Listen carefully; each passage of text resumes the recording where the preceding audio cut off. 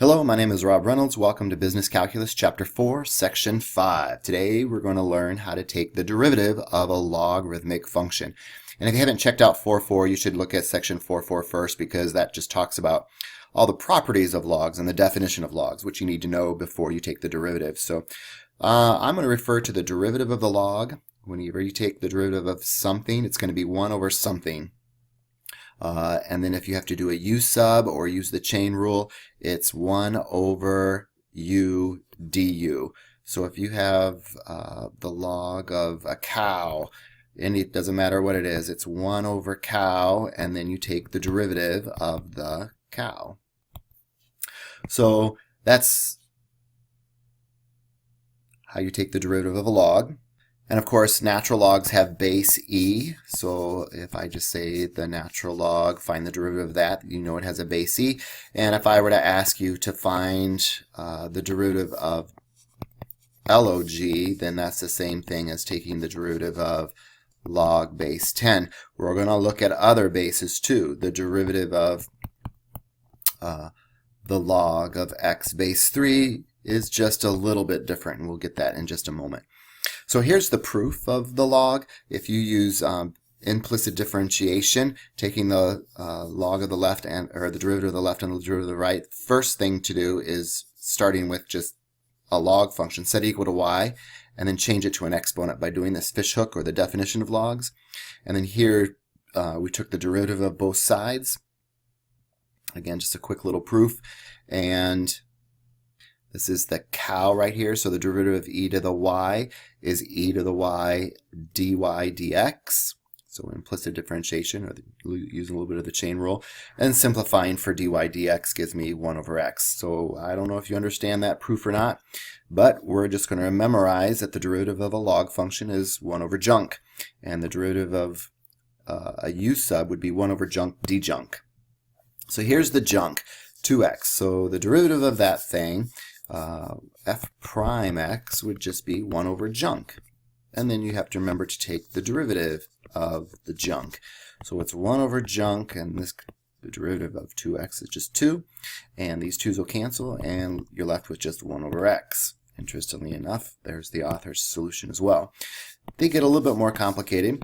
1 over junk, and then take the derivative of this junk, which is 4x. And then you might be able to simplify. If you pull out a 2, we can cancel this 4 and this 2, leaving me with just 2x divided by x squared plus 2. The next problem, I'm going to have to do the product rule. So it's 1 d2 plus 2 d1, which is just a 1.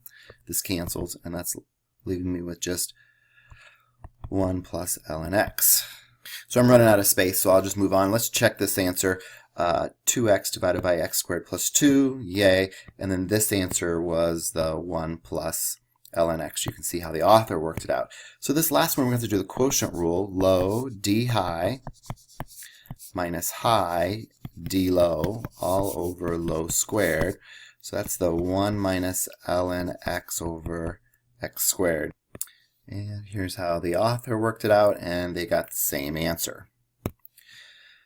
So oftentimes when you see the product rule, you don't want to do the product rule. You want to try to rewrite this using some of those log properties from section 4.4. So remember, the ln of AB is equal to the ln of A plus the ln of B. And we can take this exponent and dump it out front. So I'm going to rewrite this as the f of x is 2 times the quantity of the ln of A plus the ln of B. So it didn't take the derivative yet, just rewriting this thing. And of course, the constant rule says I could just dump that out front. So it's 2 times, well, this is just going to be the derivative of this thing. So f prime x, I can pop out the 2. The derivative of this is 1 over x, and then the derivative of this is 1 over x squared plus 1 over junk times d junk. And I think I misinterpreted. If this 2 was out here, we could dump it all the way up front. But because it was here, I think I wanted to do the ln of A plus the ln of B, and then only take this 2 and dump it up front of this guy. So I think this 2, oh, shimmy crikeys, this 2 can't come out front in front of everything. I think that 2 is right here only, and then this 2 gets dumped out front here. So this 2 comes here. So it's really the ln of x plus 2 ln of x squared plus 1s. And then this 2 times this 2 is going to be the 4. So I think it's 1 over x plus, we'll see what the author says here, x squared plus 1. So be careful where that 2 is. I don't think it's located out here. So if it was, you could throw it away out front, but I think it's just located. Yeah, that looks like the same thing that we just did. There's that 2 hanging out front. He did a little bit better job. This 2 gets dumped out front right there.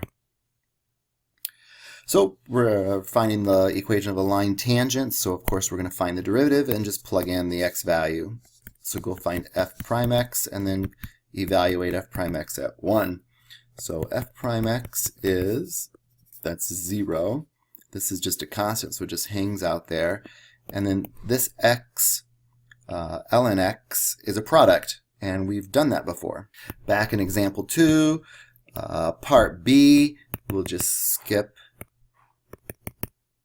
and write down the answer 1 plus ln x. So we know that this is going to be 1 plus ln x. So the derivative is 3 plus 3 ln x, and I'll evaluate that at 1.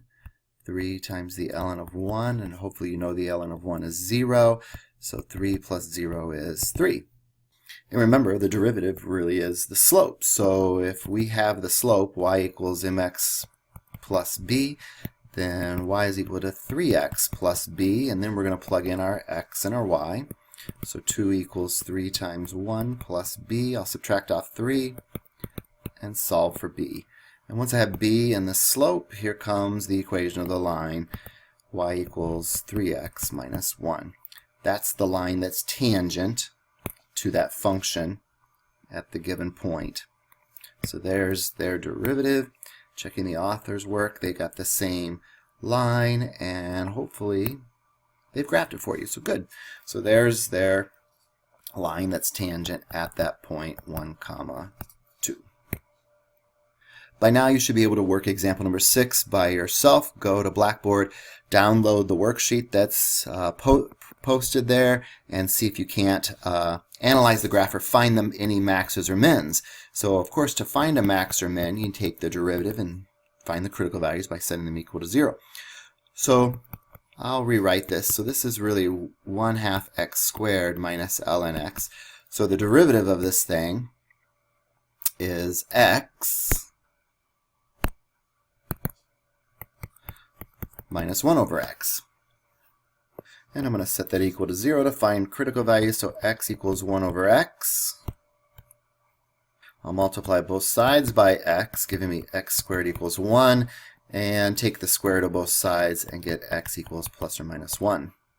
Instead of running the first derivative test by plugging down -1 and 1 and looking for intervals of increase and decrease, I don't know if you remember, but you could check the second derivative test, which will also find you max and mins, which says take the derivative, and I'll rewrite it just a little bit differently here. I'll just rewrite 1 over x as x to the negative first. Take the derivative of the derivative, so this is the second derivative, which is going to be 1 plus x to the negative second, and I'll rewrite that as 1 over x squared. And then evaluate the second derivative at each one of those critical values. So if you plug in a -1, you're going to get a 0, which is inconclusive. There's nothing nothing you can determine from that. I don't know if that's a max or min. But if you plug in a positive 1, this is greater than 0, which means it's concave up. And if it's concave up, then you've located a minimum at this point, 1 comma something. And to find the something, we'd go back to the original function and plug in a 1. And the original function's up here, so f at 1 is 1/2 minus the ln of 1, which is a 0. And it looks like 1 comma 1/2 is the point. Let's see what the author said. They're solving for x. They found the critical values that we did, and they did the first derivative test, found a minimum. We did the second derivative test, but found the same solution at x equals 1 1/2. There it is. He never said 1 1/2, but it is, because I can tell that this is a 1 and this is a 2, so this is that 1/2 point. You guys are business calculus, business majors, so again, you're going to be finding rate of change for a word problem. Whenever they ask for the rate of change, that means you're going to take this function, find the derivative, set it equal to 0. And again, I think the easiest way is to check this using the second derivative test. If it's greater than 0, then it's concave up, and you've located a minimum. If it's the second derivative, remember you plug in the critical values from the first derivative. So if the critical values plugged into the second derivative are less than 0, then it's concave down, and then you've located a maximum at that critical value. Try this problem on your own, pause the video, and see if you don't get the same solution that they do, which is around 1.2%. One thing we haven't discussed yet is other bases and how to take the derivative if it's other than base e or base 10. And what's really helpful when you talk about other bases is to remember the change of base rule. And the change of base changes the base from anything. If we have the log 3x base 5, then you could write that as the log of 3x divided by the log of 5, which, by the way, is the natural log of 3x over the natural log of 5. And usually when we find derivatives of logs, we always change to natural logs. So here's base 10, and I just did a change of base to base e. So that's the power of the change of base rule. Once you rewrite this to be this, notice that this is just a constant, so it just kind of hangs out there. So when you take the derivative, which, well, I haven't taken the derivative of anything yet. That was just log properties. But if you were to take the derivative of dx of the log of 3x over the, well, I should say the natural log, let's just write it here, then this just becomes a constant, so it's 1 over the natural log of 5, and then this is 1 over junk, and then times the derivative of the junk, which is a 3, and that cancels, and I'm left with just 1 over x ln 5.